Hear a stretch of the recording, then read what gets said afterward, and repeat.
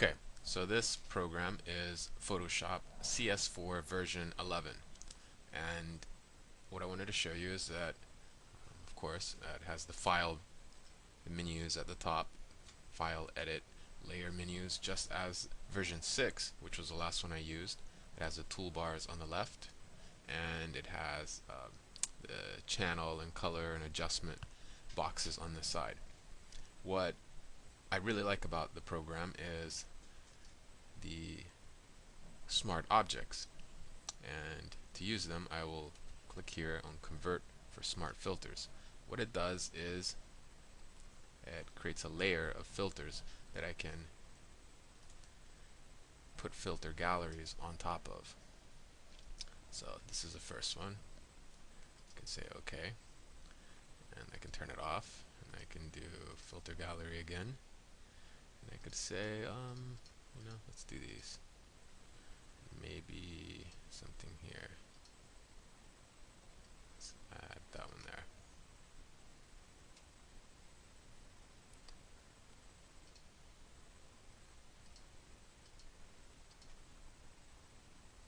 Okay, so we could turn it off.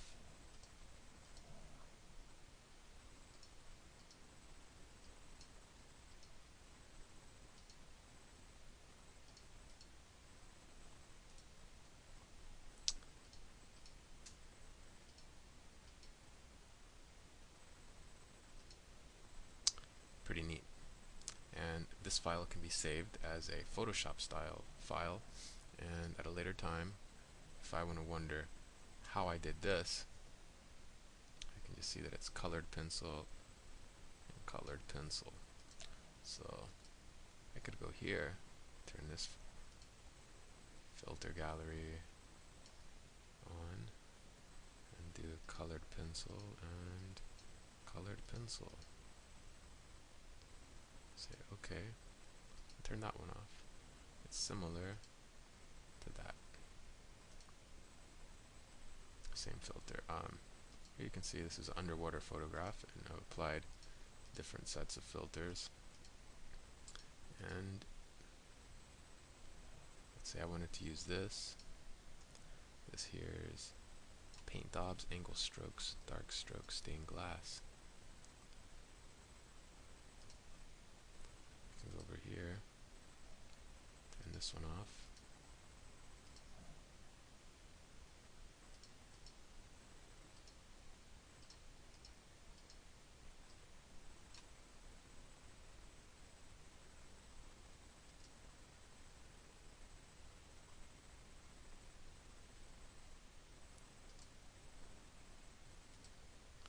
There it is. Very similar, but different subject in the background. Same as for this one. This one here is a house. This one underwater, and this one a computer. They all have similar effects. I found this filter gallery also very interesting. It allows me to have all these different effects. They're filters, they're kind of like effects over here. And over here I can choose the different ones to fit in. Right now it's on paint daubs. I could say chrome.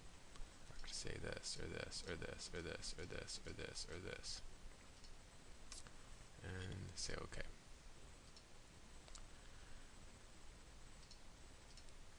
It's basically a run view, a little run through of the program and the features I like.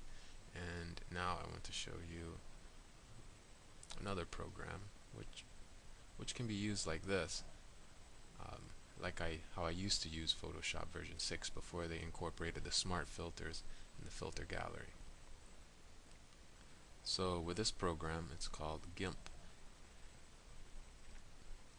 The filter applying mechanism is destructive. For example, if I do a filter here, it changes the file, and over here we have an undo history, but for the layer it's just the same layer. I can add a layer mask if I want. Put the effect on the layer mask, but it's not the same as with Photoshop, with the smart objects, smart filters, and the filter gallery. Let's see if we can do another type of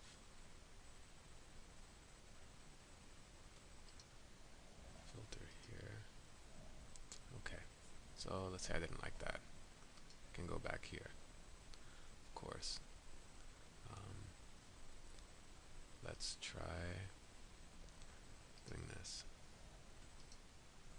Okay, so I like that. Now let's say I save this.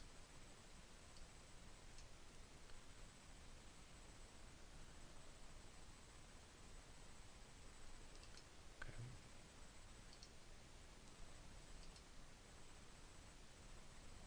So it's saved. The next time I open this file,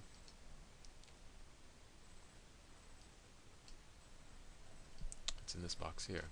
Over here, I'll have is the history. There's no history. Over here, there's still the history, but once I close it, the history is erased. And what effect I used here? Let's see. I don't have to rewind the video to remember. And that's kind of the problem with this style of experimentation. It creates uniqueness, but it doesn't allow for consistency through art and being able to learn about what you're doing. And that's why I really like the other program. It facilitates the memorization of the effects without having to worry about taking notes and that kind of stuff while you're